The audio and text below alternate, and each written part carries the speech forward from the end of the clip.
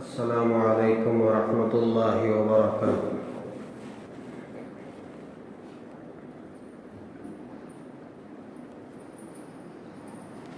الحمد للہ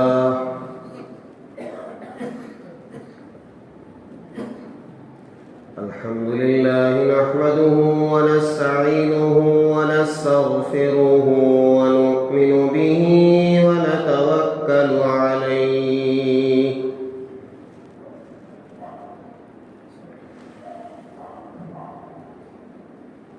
ونعوذ باللہ من شرور انفسنا ومن سیئات اعمالنا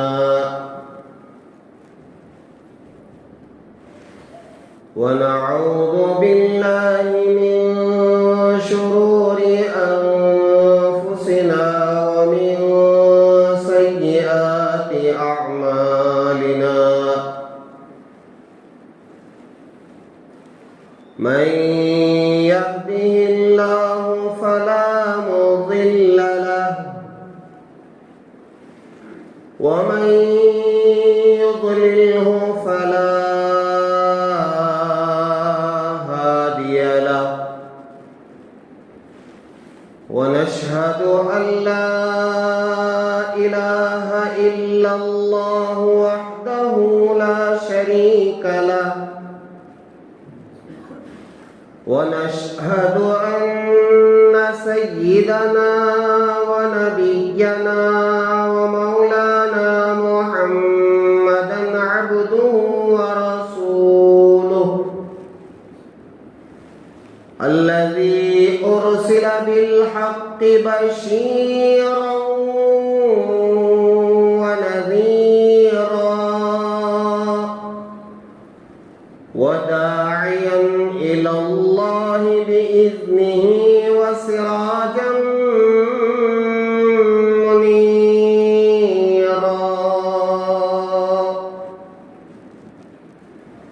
أما بعد فقد قال الله تبارك وتعالى في القرآن المجيد: أعوذ بالله من الشيطان الرجيم بسم الله الرحمن الرحيم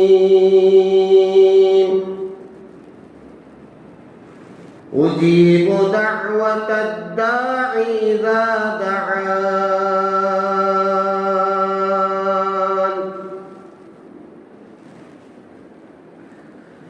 آمنت بالله صدق الله العظيم وصدق رسوله النبي الكريم ونحن على ذلك لمن الشاهدين والشاكرين والحمد لله رب العالمين.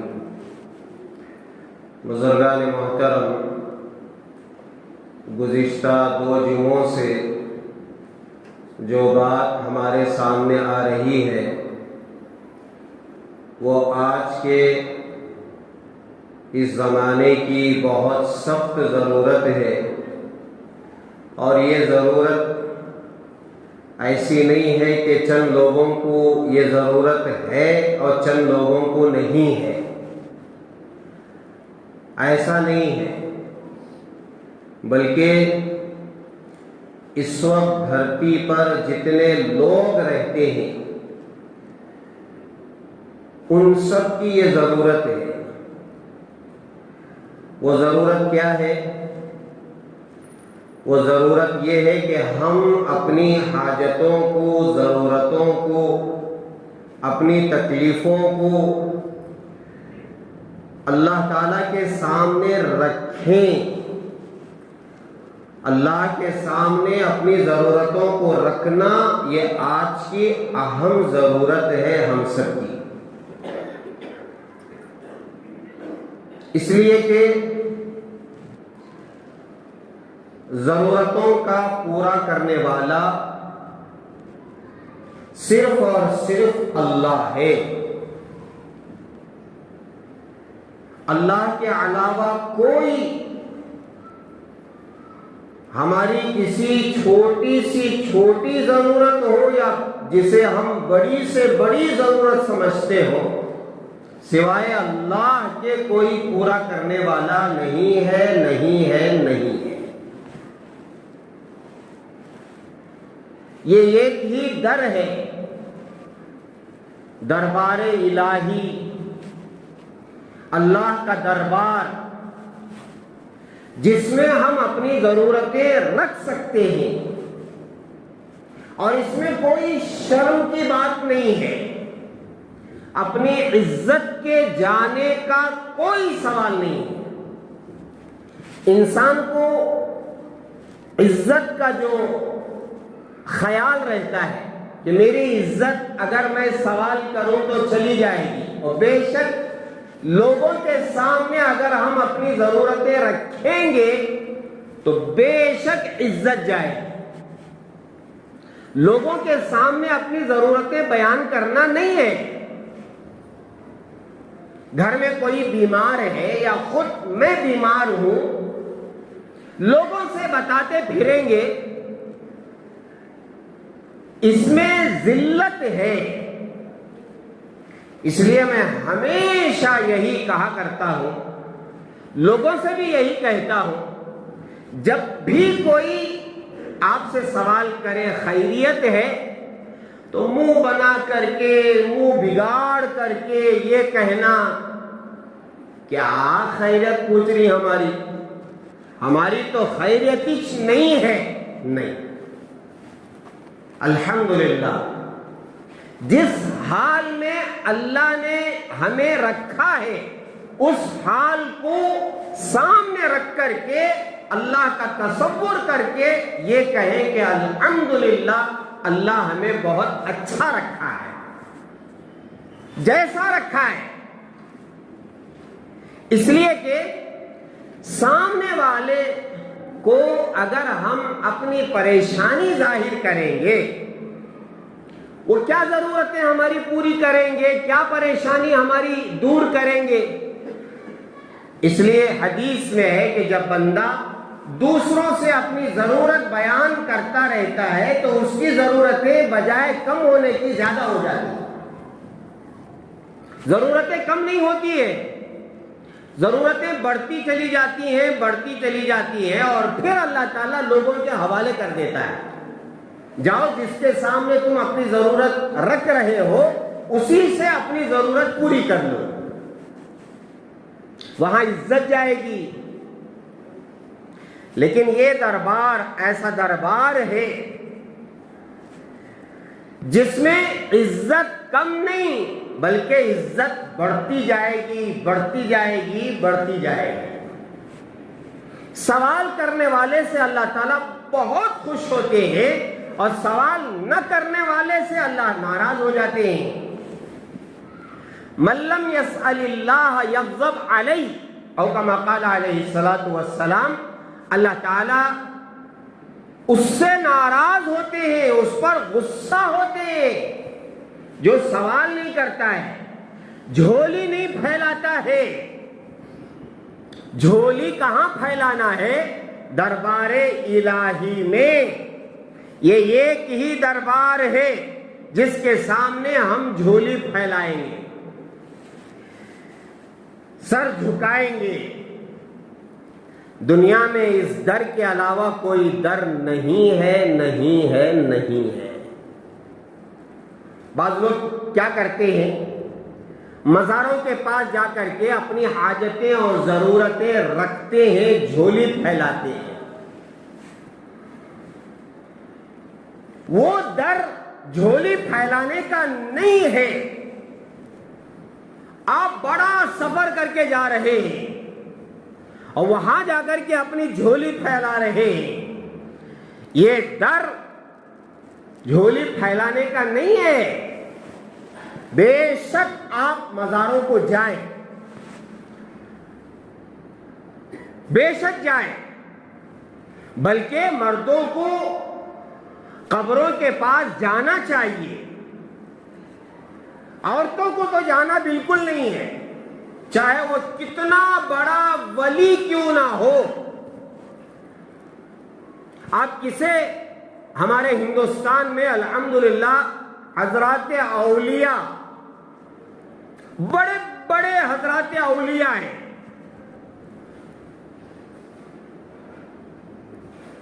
حضرت نظام الدین رحمت اللہ علیہ بہت بڑے اللہ والے دلی میں رہتے ہیں. آپ اجمیر شریف چلے جائیں، خواجہ معین الدین چشتی رحمت اللہ علیہ. ہندوستان میں حضرات اولیاء کی کوئی کمی نہیں ہے، مگر وہاں جا کر کے اپنی ضرورت رکھنا بے وقوفی ہے، کم عقلی ہے، نادانی ہے، جہالت ہے.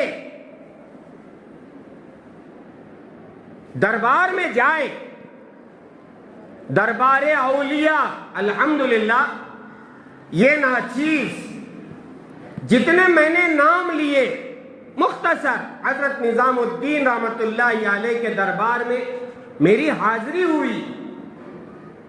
اجمیر میں گیا ہوں، بلکہ میری خواہش و تمنا یہ تھی کہ میں جو بڑے بڑے حضرات اولیاء، جن میں حضرت اشرف علی تھانوی رحمت اللہ علیہ اور قاسم صاحب نانوتوی رحمت اللہ علیہ اور شیخ الہند حضرت محمود الحسن رحمت اللہ علیہ، حضرت گنگوہی رحمت اللہ علیہ، میری خواہش و تمنا، زندگی میں نے بہت ساری خواہشیں اور تمنائیں کی، اللہ نے اس کو پورا کیا، یہ اللہ کا فضل ہے. ایک تمنا میں عرض کر دیتا ہوں، میری زندگی میں ایک تمنا یہ تھی کہ میں ایسا سجدہ کروں کہ میں سجدہ کروں تو کعبۃ اللہ کی دیوار میرے سر کو لگ رہی ہو. یہ میری تمنا تھی. ایک موقع ایسا آیا، الحمدللہ میں دوسری صف میں تھا، کسی نے دیکھ لیا کہ میں پہلی صف میں کھڑنے کی کوشش کر رہا ہوں. اس نے کہا کہ حاجی صاحب آ جائیے، سامنے آئیے. پہلی صف کعبۃ اللہ کے پاس جو صف ہے، عصر نماز تھی یا مغرب کی نماز تھی، میں نے اللہ کا شکر ادا کیا. دل میں جو تمنا تھی، یا اللہ میں سجدہ کروں تو میرا سر کعبۃ اللہ کو لگ رہا ہو، اللہ نے پوری کر. یہ اللہ کا فضل ہے. آپ بھی تمنائیں کریں. ہماری تمنا ہے کیا؟ میں اس لڑکی سے شادی کروں، اس لڑکی کو لے کر کے جاؤں، لال باغ میں کچھ دیر رہ کر کے آؤ، کبن پارک میں گھوم پھر کر کے آؤ، یا کسی ہوٹل میں جا. نعوذ باللہ. ہاں، آج کے زمانے کی تمنائیں ایسی ہیں ہمارے نوجوانوں کی، اچھی اچھی تمنائیں. ایک موقع ایسا آیا، ایک نوجوان میرے سامنے بیٹھا ہوا تھا. میں اس گاؤں کا امام. اس نے کہا کہ مولانا اللہ میری ہر آرزو پورا کریا، 2 آرزو پورا ابھی نہیں ہوئے، میری خواہش، میری تمنا ابھی پوری نہیں ہوئی. میرے دل میں کیا آیا بولو؟ آپ کے دل میں بھی آیا رہتا ہے. تمنا اس کی ایسی رہیں گی، ایک تمنا مکے کو جانا، ایک تمنا مدینے کو جانا. یہ بولیں گا انہیں، ان کو پوری توجہ کے ساتھ بیٹھا ہوں. جو توجہ اللہ کی طرف ہونا چاہیے اس توجہ کے ساتھ میں بیٹھا ہوں. بولو کیا جی ہے؟ بولیا بھی بولیا، ایسا بولیا حضرت. اور تمنا کیا کرتا ہوں؟ ایک اجمیر کو جانا، دوسرا بمبئی کو جانا، حاجی علی درگاہ کے پاس. میں سیٹ پکڑتا ہوں، اسی تمنا کرا رہے. میں دل سے دعا کر رہا ہوتا تھا. ہے نہیں، قبولیت کی گھڑی ہوتی ہے، کبھی کبھی ایسی قبولیت کی گھڑی ہوتی ہے، معلوم نہیں کون سی گھڑی ہے. اب تمنا کرا تو کیا کرا؟ بمبئی جانا، حاجی علی درگاہ کے پاس، اجمیر شریف جانا. بے شک جائیں، آپ بھی جائیں، سفر کریں، کوئی صرف زیارت کے لیے جانا منع ہے. گھومنے پھرنے کے لیے چلے جائیں، ساتھ میں زیارت بھی کر کے آ جائیں. بات سمجھ رہے؟ لیکن یہ دربار اپنی حاجتیں اور ضرورتیں رکھنے والے دربار نہیں ہے، نہیں ہے، نہیں ہے، بالکل نہیں ہے۔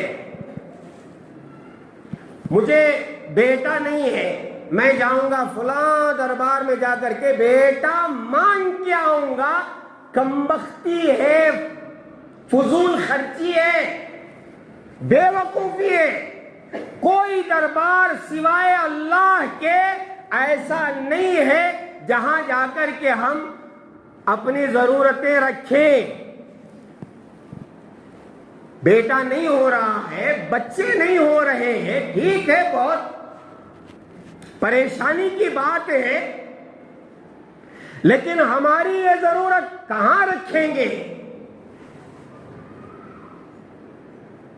حضرت ابراہیم علیہ السلام کو اولاد نہیں تھی، اللہ کے نبی ہے، اللہ کے نبی ہے حضرت ابراہیم علیہ السلام۔ مانگا تو کس سے مانگا؟ اللہ سے مانگا، رب ہب لی من الصالحین، اللہ مجھے صالح لڑکا عطا کیجئے۔ بعض نوجوان جن کی شادی ہو کر کے 10 سال ہو گئے، کوئی اولاد نہیں ہے، میں آپ سے ہاتھ جوڑ کر کے یہی عرض کروں گا، کسی دربار میں جا کر کے اپنا سر نہ پٹکیں، نہ جھکائیں۔ سر کا اپنا ایک مقام ہے، سر کی اپنی ایک ویلیو ہے، ویلیو۔ ہاں، وہ شعر مجھے بہت پسند آتا ہے، سر جس پہ نہ جھک جائے وہ در نہیں، ہر در پہ جو جھک جائے وہ سر نہیں۔ غور کریں، سر جس پہ نہ جھک جائے وہ در نہیں، جس پر سر نہیں جھکتا ہے اسے در نہیں کہتے ہیں۔ در کا مطلب ہی یہ ہوتا ہے کہ وہاں لوگ سر جھکاتے ہیں، جیسے یہ در ہے، دربار الہی ہے، یہاں لوگ اپنے سر جھکاتے ہیں، تو اسے در کہتے ہیں، دربار کہتے ہیں، دربار الہی کہتے ہیں۔ اور ہم ایسے ہیں کہ ہر در کو دربار بنا کے بیٹھے ہوئے ہیں، اور آگے ہر در پہ جو جھک جائے وہ سر نہیں۔ اس سر کا مقام ہم نے پہچانا نہیں ہے۔ یہ سر ایسا نہیں ہے کہ جا کر کے ہر در پہ جھک جائے۔ یہ جو سر ہے اللہ نے ہمارے جسم میں سب سے اوپر رکھا ہے، یہ ہر در پہ جھک جائے پھر تو اسے سر نہیں کہتے۔ جہاں جا رہے ہیں بس اپنا سر پٹک رہے، نہیں میرے پیاروں، نہیں نہیں نہیں نہیں، یہاں تک کہ دربار رسالت صلی اللہ علیہ وسلم، گنبد خضرا، رحمت دو عالم صلی اللہ علیہ وسلم کی مزار اقدس، روضہ اقدس، یہ در بھی سر جھکانے کا نہیں ہے، نہیں ہے، نہیں ہے۔ اللہ کے رسول علیہ السلام نے صاف طور پر اپنی امت کو منع فرمایا کہ تم میری قبر کو سجدہ گاہ نہ بناؤ، سجدہ گاہ میری قبر کو نہ بناؤ۔ پچھلی قومیں جو برباد ہوئی وہ اسی لیے برباد ہوئی کہ انہوں نے اپنے انبیاء کے قبروں کو سجدہ گاہ بنا لیا۔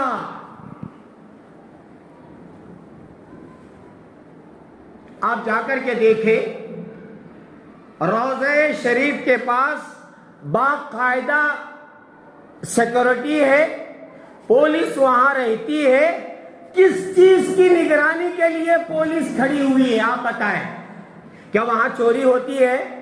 نہیں۔ ہاں کوئی کمبخت چور ہوگا جو وہاں جا کر کے بھی چوری کرتا ہو تو اس کی بد نصیبی۔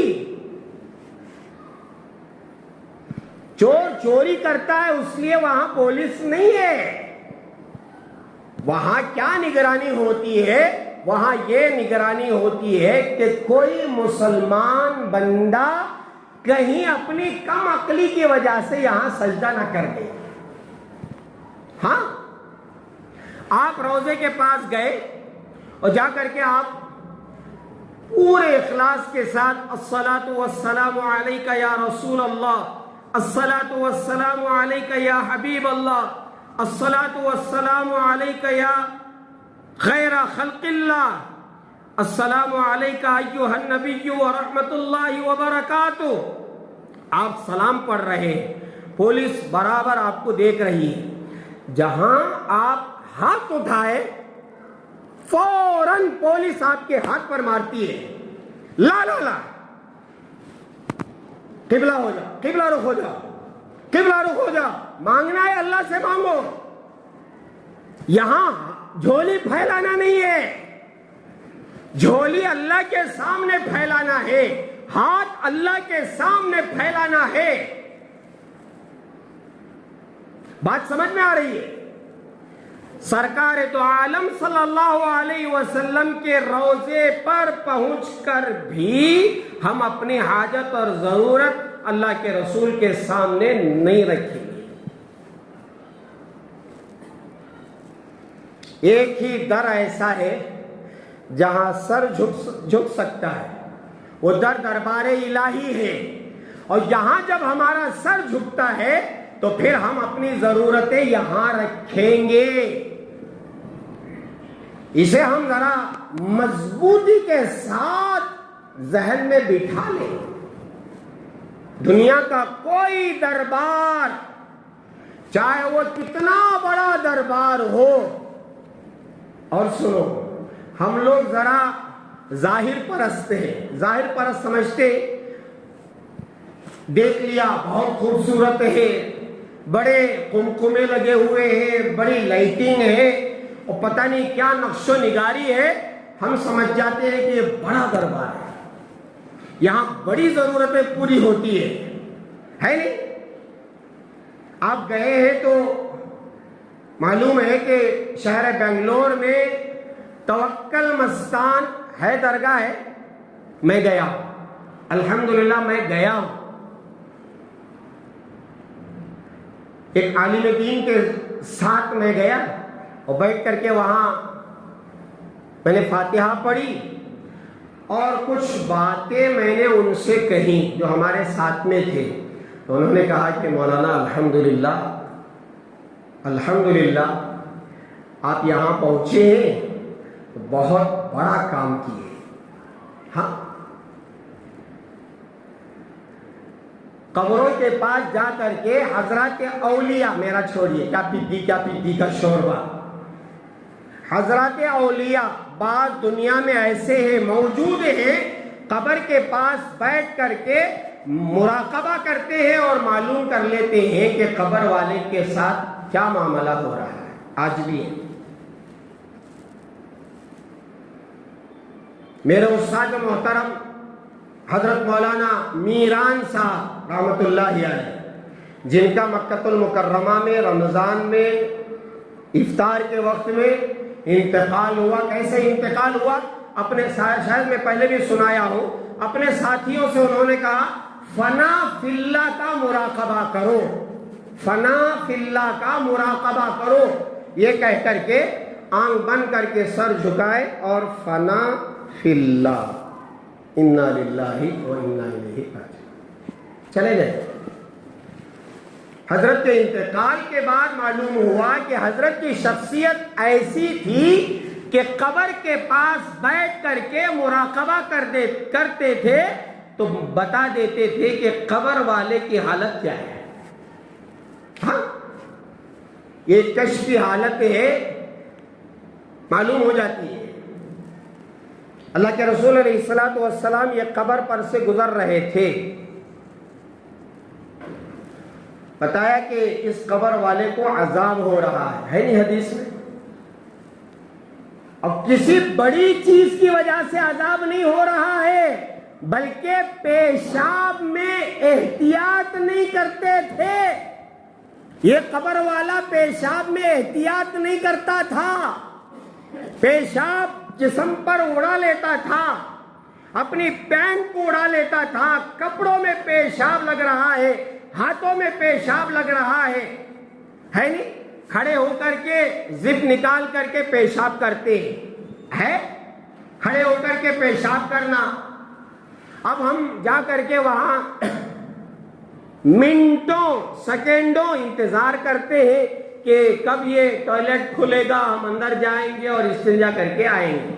اب میرے سامنے اور آپ سب کے سامنے آتے ہیں لوگ، پیشاب کرتے جاتے ہیں، پیشاب کرتے جاتے، پیشاب۔ ارے بے وقوف، جاتے وقت میں ہاتھ دھونے کو جا رہا ہے نا، ٹھیک ہے، پیشاب کردل کو شرمگاہ کو دھویا نہیں نا، وہ تصور ہی نہیں ہے، نہیں پیشاب کردل کو زپ چڑھا لیے، ہاتھوں غلیظ ہو جاتے، ہاتھوں دھو لیتے، صابن لگا کو وہ ٹیکی لگا کے۔ ارے بے وقوف، استنجا کر کو تیری شرمگاہ ناپاک ہوگی اور تو ختنہ کر کو نہیں ہے تو دو چار قطرے اندر ہے، اسے دھونے کی فکر نہیں، اور کیا کرتا ہوں شوٹ بوٹ ڈالنے کو۔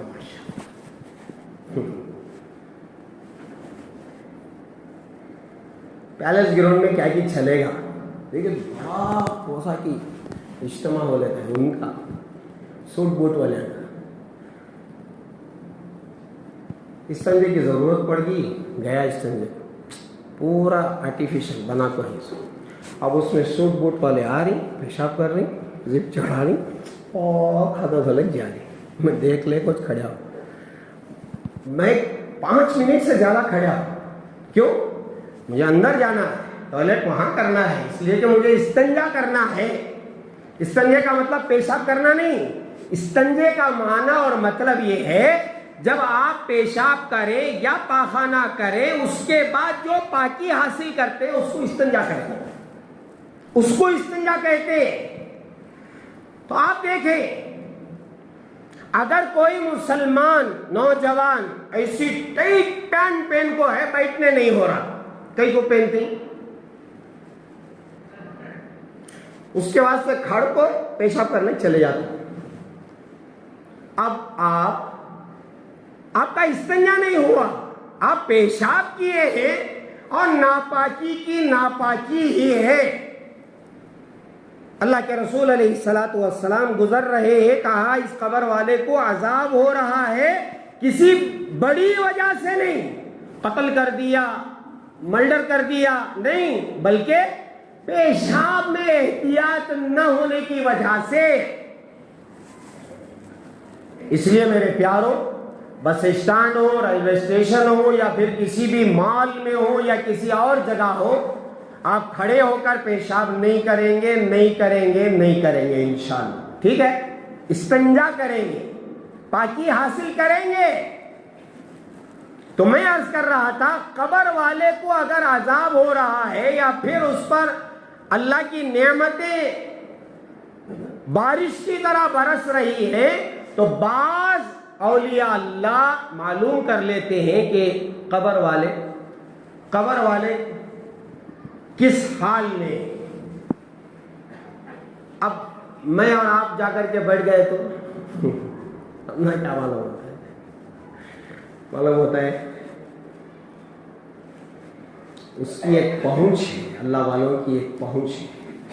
حضرت پیر ذوالفقار احمد نقشبندی، جو میرے پیر و مرشد ہیں، پڑوس ملک میں رہتے ہیں، حضرت جب آئے تھے ہندوستان تو اس وقت حضرت ٹیپو سلطان شہید رحمۃ اللہ علیہ کے قبر پر جا کر کے حضرت حاضری دیتے ہیں اور پھر اس کے بعد وہاں مراقبہ کرتے ہیں اور پھر اندر کی حالت ان کو معلوم ہو رہی ہے کہ اندر کیا ہو رہا ہے۔ بہت ساری باتیں حضرت نے بیان فرمائی، میں اس وقت مجمع میں عرض نہیں کر سکتا۔ جائیں فاتحہ پڑھیں، ضرور پڑھیں۔ قبر والے انتظار میں ہیں کب لوگ آئیں گے اور ایصال ثواب کریں گے۔ قبر والے انتظار میں ہیں، ہر قبر والا انتظار کر رہا ہے کہ کون آئے گا میری قبر پر فاتحہ پڑھے گا۔ اب فاتحہ پڑھنے کے لیے کوئی خرچ نہیں ہے، جائیں سورہ فاتحہ پڑھیں، 3 قل پڑھیں اور اللہ سے کہیں کہ یا اللہ اس وقت میں نے جو 1 مرتبہ سورہ فاتحہ 3 مرتبہ سورہ قل پڑھا ہے، اللہ کے رسول نے فرمایا جو یہ پڑھتا ہے یہ قرآن پڑھنے کا ثواب ہے، اللہ اس قبر والے کے نام اعمال میں یہ ثواب لکھ دیجئے۔ اللہ لکھیں گے۔ لیکن بڑا دربار ہے، چمک دمک ہے، لائٹنگ ہے، لا حول ولا قوت الا باللہ۔ ہمارے رام نگرم میں پیرن شاہ ولی، اب وہاں ماشاءاللہ بڑا زبردست گنبد جو ہے وہ بن رہا ہے۔ اب لوگ کیا کریں گے؟ بڑا اچھا بن رہا ہے اس لیے جا کر کے 10 کے بجائے 100 سجدے کریں گے، 1 حاجت کے بجائے 100 حاجتیں مانگیں گے۔ نہیں میرے پیارو، یہ میں پکی بات آپ کو سنا رہا ہوں۔ کسی قبر والے کے پاس جا کر کے ہم اپنی ضرورت نہیں مانگیں گے۔ جائیں قبر کے پاس، جائیں حاضری دے، سورہ فاتحہ پڑھیں کا مطلب کیا؟ سورہ فاتحہ پڑھیں، قرآن پڑھیں، جو پڑھنا ہے پڑھیں، لیکن یاد رکھیں کسی عورت کا قبروں کے پاس جانا، چاہے وہ کسی ولی کی قبر ہو، اللہ کی لعنت ہے اس عورت پر جو قبر کی زیارت کرتی ہے۔ ہاں، ہمارے بنشن گری قبرستان میں بڑا کتبہ لکھ کر کے لگائے ہیں کہ جو عورت قبر کی زیارت کرے گی اس پر لعنت ہے اللہ کی۔ قبرستان کو آنے کی اجازت نہیں ہے، چاہے ایک قبر ہو یا پورا قبرستان ہو، عورتوں کو قبروں کے پاس آنے کی اجازت نہیں ہے۔ اگر عورت قبرستان آئے گی تو وہ مردوں کے کندھوں پر ہو کر کے آئے گی، سمجھ میں آئی؟ مردوں کے کندھوں پر ہوتے ہوئے وہ قبرستان آئے گی۔ کیسے؟ جنازہ زندے پن میں کسی عورت کا قبرستان جانا، چاہے وہ بڑا قبرستان ہو یا جہاں ایک قبر ہو کسی ولی کی، وہاں عورتوں کا جانا منع ہے، حرام ہے، اللہ کی لعنت ہے۔ اب جو عورت وہاں جا کر کے جھولی پھیلا رہی، لا حول ولا قوت الا باللہ، سجدہ کر رہی ہے، میری ماں تجھے کیا ہوا؟ اللہ کے دربار کو چھوڑ کر کے ایسی جگہ آئی ہے جہاں تجھے بجائے دعا کے لعنت مل رہی ہے، اللہ کی لعنت برس رہی ہے، کیا لے کے جائے گی؟ محنت برباد، گناہ ثابت ہے۔ نہیں، اردو میں ایک محاورہ ہے، محنت برباد گناہ ثابت۔ محنت کرے کرے کرے کرے کرے، گناہ کیسا ہے کہ ویسا ہے۔ عورتوں کا قبرستان جانا یا کسی ولی اور بزرگ کے مزار پر حاضری دینا حرام ہے اور اس عورت پر اللہ کی لعنت ہے۔ لعنت کا مطلب کیا؟ وہ عورت برباد ہو جائے، وہ عورت ستیہ ناش ہو جائے کا مطلب ہے۔ اگر ہماری زبان میں بولے، بات سمجھ میں آ رہی ہے؟ دیکھو میرے عزیزوں، میرے پیاروں، ایک ہی دربار ہے جس دربار میں ہم اپنی ضرورتیں رکھ سکتے ہیں اور رکھنا چاہیے۔ کوئی بھی ضرورت ہو، بڑی سے بڑی ضرورت، چھوٹی سی چھوٹی ضرورت۔ حدیث میں یہاں تک ہے کہ اگر تمہارا چپل ٹوٹ جائے تو کیا کرنا چاہیے؟ پہلے دعا کرنا چاہیے، اس کے بعد جا کر کے چپل سلانا چاہیے۔ نمک نہیں ہے گھر میں، پہلے اللہ سے مانگو کہ یا اللہ گھر میں نمک نہیں ہے، نمک کا انتظام کیجئے۔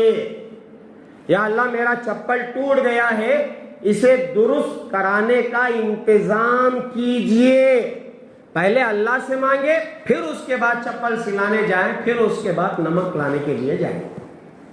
بات سمجھ میں آ رہی؟ چھوٹی سی چھوٹی ضرورت، بڑی سے بڑی ضرورت ہم اللہ کے سامنے رکھیں گے، اور اللہ کا دربار ایسا ہے کہ مانگنے سے اللہ خوش ہوتے ہیں، اللہ دعا کو قبول کرتے ہیں۔ میں انشاءاللہ عرض کروں گا آئندہ کہ اللہ تعالیٰ کیسے دعاؤں کو قبول کرتے ہیں، کیسے قبول کرتے ہیں، اور کیسا کیسا اللہ تعالیٰ نوازتے ہیں۔ انشاءاللہ میں زندگی باقی رہی تو عرض کروں گا۔ دعا فرمائیں کہ اللہ تبارک و تعالیٰ ہمیں اپنی ساری ضرورتیں اللہ کے دربار میں رکھنے کی توفیق عطا فرمائے، اور میں یہ دل سے دعا کرتا ہوں کہ اللہ تعالیٰ ہماری جو چھوٹی بڑی ضرورتیں ہیں اللہ اپنے فضل سے اس کو پورا فرمائے۔ بات سمجھ میں آ رہی ہے؟ بڑا دربار ہے میرے پیاروں، بڑا دربار ہے، بڑا دربار، اللہ کا دربار بڑا دربار ہے، سمجھ رہے؟ اللہ ہمیں یہ چیز سمجھنے کی توفیق عطا فرمائے۔